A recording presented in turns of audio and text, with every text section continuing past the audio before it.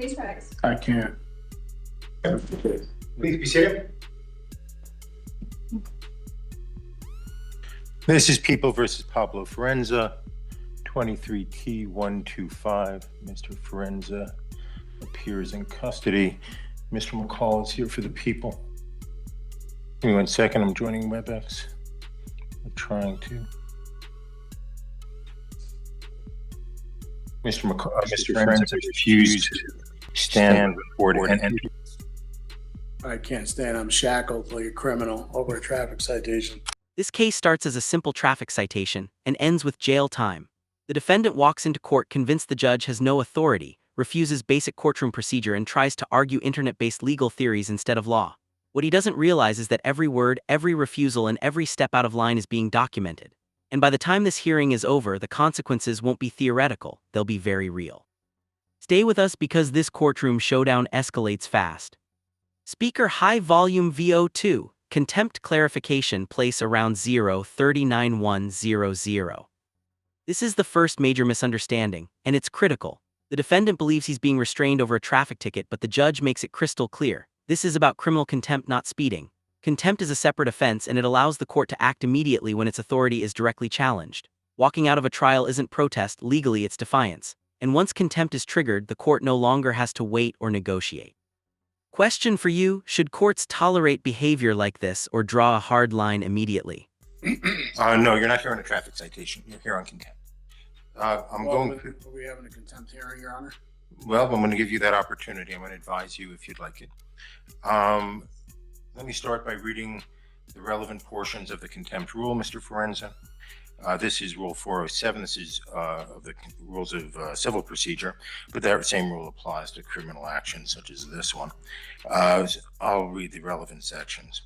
Subsection A1, disorderly or disruptive behavior, a breach of the peace, boisterous conduct, or violent disturbance toward the court, or conduct that unreasonably interrupts the due course of judicial proceedings, behavior that obstructs the administration of justice, disobedience or resistance by any person to or interference with any lawful writ, process, or order of the court, or any other act or omission designated as contempt by the statutes of these rules. This will be direct contempt, and I will cover that in a second, but the rule is direct contempt is contempt that the court has seen or heard and is so extreme that no warning is necessary, or that has been repeated despite the court's warning to desist. Subsection 4 defines punitive sanctions for contempt, which includes punishment by an unconditional fine, fixed sentence of imprisonment, or both, for a conduct that is found to be offensive to the authority and dignity of the court. Most notably is subsection B, as in boy, which says addresses direct contempt proceedings. When a direct contempt is committed, it may be punished summarily. In such case, an order shall be made on the record in writing reciting the facts constituting that contempt, including a description of the person's conduct, a finding that the conduct was so extreme as that no warning was necessary, or the person's conduct was repeated after the court's warning to desist, and a finding that the conduct is offensive to the authority and dignity of the court. Prior to the imposition of sanctions, the person shall have the right to make a statement of mitigation. Mr. Forenza, I'm going to offer you that opportunity in a little bit. I make a specific finding that all conduct that I'm referencing occurred in my presence and therefore is direct contempt. Very specifically, let me make some reference. Mr. Forenza has been disrespectful to the court, to opposing counsel, and even to my clerks throughout the proceeding. He has filed spurious documents. He's made nonsensical arguments. He's been argumentative with the court, but I was willing to let all of that go so we could try the matter. On the day of trial, which I believe was November 24th, Mr. Forenza appeared on time, but stayed in the gallery along with who I believe is his wife. I repeatedly, at least 3 times, but perhaps 4 or 5, told him to approach the court, to cross the bar and sit at table so we could address the trial. Mr. Forenza failed to do so in my direct presence. He told me I had no jurisdiction, left the courtroom, and then amazingly was able to... Here, where the judge does something very important, he builds a clean appellate record. By reading Rule 407 into the record, he's explaining exactly why summary punishment is allowed. Direct contempt means the judge personally witnessed the conduct, no jury, no delay required. This isn't emotional, it's procedural. And by offering mitigation later, the court is preserving the defendant's rights while still asserting authority. This is textbook judicial restraint paired with firm control. In any event, he has not returned since November 24th, other than a few pleadings that I'm guessing were filed that day or the day before. I've had no interaction with this case since November 24th. I make a finding that Mr. Forenza was under an order to perform, that is to come to the table. He refused to perform in accordance with that order, and even though he had the ability to perform, obviously he was mobile, he was able to make it into the courtroom and then, of course, make it out. He was repeatedly warned, and I note that. I gave him multiple opportunities to approach, and he disregarded all of them. I make a specific finding that I find Mr. Forenza's conduct to be offensive to the authority and dignity of the court. I make a specific finding that he engaged in misbehavior that rises to the level of obstruction of justice. The behavior happened in my presence.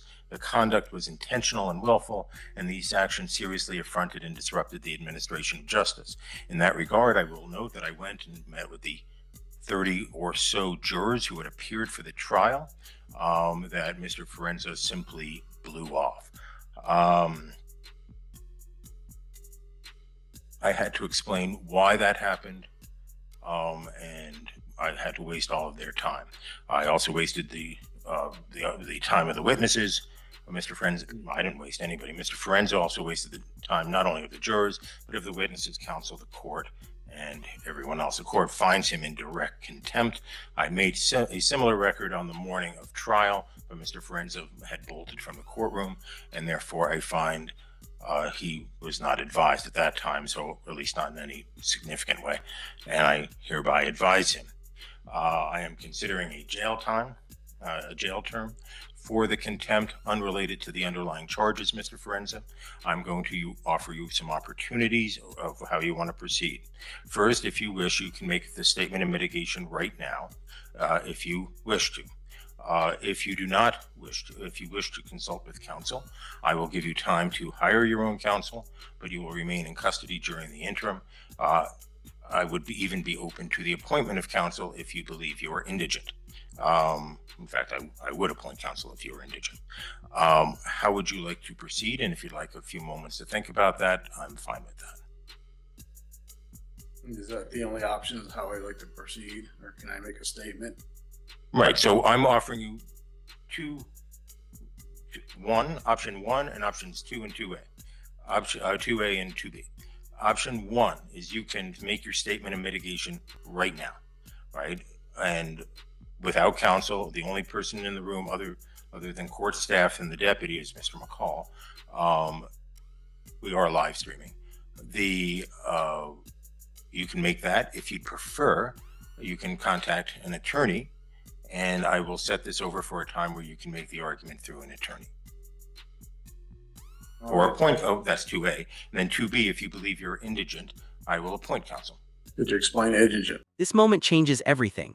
The defendant refuses repeated lawful orders, claims the court has no jurisdiction, and physically leaves the building. That's not strategy, that's escalation. Judges don't punish beliefs, but they absolutely punish obstruction. The moment he walked out, the case stopped being about evidence and became about accountability. From here on, the outcome isn't about guilt or innocence, it's about consequences for undermining the process. You meet the guidelines, you're in custody, and so I can appoint alternate defense counsel to represent you in the contempt proceeding if you are indigent. The actual language is in Supreme Court guidance, which says Colorado, I'll just read it to you. Colorado Rules of Civil Procedure 107 and 407 provide for the appointment of counsel to an indigent person cited for contempt where a jail sentence is contemplated. I am contemplating a jail sentence, Mr. Forenza. If the court appoints private counsel to prosecute a contempt action, which is not applicable here, or to represent an indigent party for contempt charges, that is relevant here, the judicial department will pay for counsel, as there is no statutory authority for the public defender or alternate defense counsel to represent clients for the sole purpose of contempt. But to qualify, you would have to be indigent, which means you would fit below the guidelines for public defender representation. If you wish, I can print those guidelines out for you.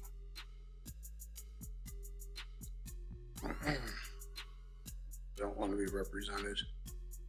I'm sorry, I couldn't hear. I don't want to be represented. Okay, and you understand that, and I will allow you to make the statement of mitigation right now, but you understand you do have a right to counsel. The only way to look at it is I never got a fair trial walking into this. He failed to prove jurisdiction, sworn affidavit. The courts failed, personal, subject, territorial. I moved it to federal. I even had documents which I sent. It was ignored. Everything gets ignored. I'm just, you know what? I guess I'll just let you beat me up, throw me in jail, get it over with, because you can't keep me the rest of my life. And then, I'll deal with the consequences and things later. I mean, that's where I'm at. Okay. It's not right over a traffic citation where all that is, I came here in good faith to resolve the matter. And it was just, I could get nothing. There's no nature and cause of there. There's no sworn affidavit for me to even move forward on. This court can't move forward on. That's all I asked for. And it was like retaliatory. I just got beat up. That's all this is. It's a traffic citation. It's not a crime. Nobody was injured. If that's, if that's what you call justice and fair, I'm not here to sit here and pick at anybody, go after, and that's not what it's about. When I posted bond for whatever it was, I came here and I didn't run. I came here to settle the matter. And that's all I wanted to do. And I just wanted a fair trial. That's it. But you get in my shoes, and how does it feel when you're just getting beat up and the judge you feel is being biased in the case? I mean, what do we do? This is where emotion clashes with law. The defendant believes he's explaining injustice, but legally he's reinforcing the contempt finding. Courts don't evaluate feelings, they evaluate actions. Jurisdiction arguments, affidavits, and secured party creditor language have no legal effect here. The judge even explains the correct path: comply first, appeal later. Ignoring that advice is what turned a non-jailable traffic issue into real jail time.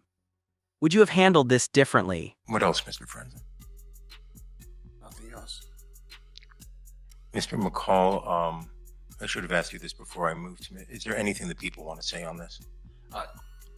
Your Honor, the people spent a good amount of time preparing for this trial. We actually brought the officer from across the state, met with him on the weekend beforehand to prepare for the trial.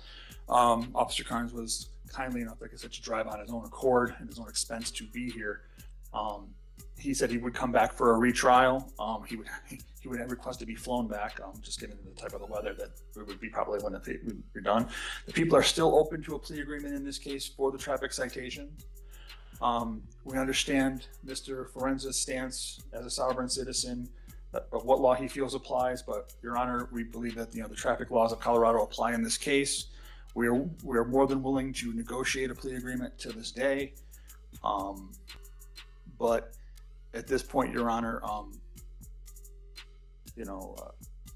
that's where the people are, Your Honor. We didn't anticipate any jail in this case. We didn't anticipate anything but to paying the penalties for speeding 25 to 39 over on the Riverside Parkway back in 2023, and the failure license. Your Honor, the speeding ticket, I would even reduce it to 20 to 24 over to keep it in as a traffic infraction. On the contempt. On the contempt, Your Honor. Your Honor, it's been an interesting case for me. I've never had a case that have gone this long with kind of like the lack of being able to move forward. I've never been personally federally attempted to be sued in any case based upon a fee schedule. I find it interesting that Mr. Forenza believes that contract law applies in this case, but only one way, his contract law. The issue here, Your Honor, on contempt, the people expended a lot of time on this case for a very minor case.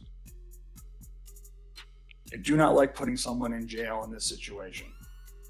I just don't know if Mr. Forenza will ever show up to a trial again in this case, or any case. He's done, a day or so in jail. I'm not, anything else you want to say? No, Your Honor, people are, that's all the people are going to say. Mr. Forenza, I meant to ask Mr. McCall to make that statement before your statement. I forgot. If you'd like to make a statement to address anything he said, I'm happy to hear more. Yes, I mean, I'm just objecting. I did, like I said, I came in good faith to settle the matter, and I tried. So it's not like I'm gonna skip town to that. That's The prosecutor's statement highlights why courts take this seriously. Jurors were summoned, officers traveled, public money was spent. Contempt isn't about ego, it's about protecting the system so it functions for everyone. Notice something important: the prosecution still offers a plea on the traffic charge. That shows restraint, but contempt is different. You can negotiate tickets, you cannot negotiate obedience to court orders. I didn't do that. I came here to put the court on notice, let them know I was in federal jurisdiction. That's what I did, and I stood my ground for that. I have rights, and it's not about my contract. That's not what it is. And him for saying it's contract, and that makes it a commercial matter. So I'm here to settle the matter, set off and discharge. And as a secured party creditor, I have a right to do that. An attorney, in fact, representing the estate. So I would like to do that. Let's settle the matter. Let's just wash. Well, I'll give you an opportunity to resolve the matter, but we're talking about the contempt right now. I view the contempt as your direct and unequivocal disregard of the court's order. What would you like to say in mitigation of that? Your Honor, it's not. Like I said before, it has nothing to do with that. I wanted to settle the matter, and I feel like I'm running in circles, nowhere to turn. But who do I have to turn to? I'm trying to get this resolved. Coming into court and hoping in good faith that you do the right thing, and it just didn't seem like it was going that way. I've never gotten any response to anything I've ever submitted, and that's what makes it hard. So how do you react to that? I mean, what do you do? Me and my situation, I'm scared. Okay, well, I have, torture cuffs and sitting here over a traffic citation. Missed my daughter's birthday yesterday. This is the emotional core of the case. The judge addresses personal responsibility directly. Missing family events isn't persecution, it's consequence.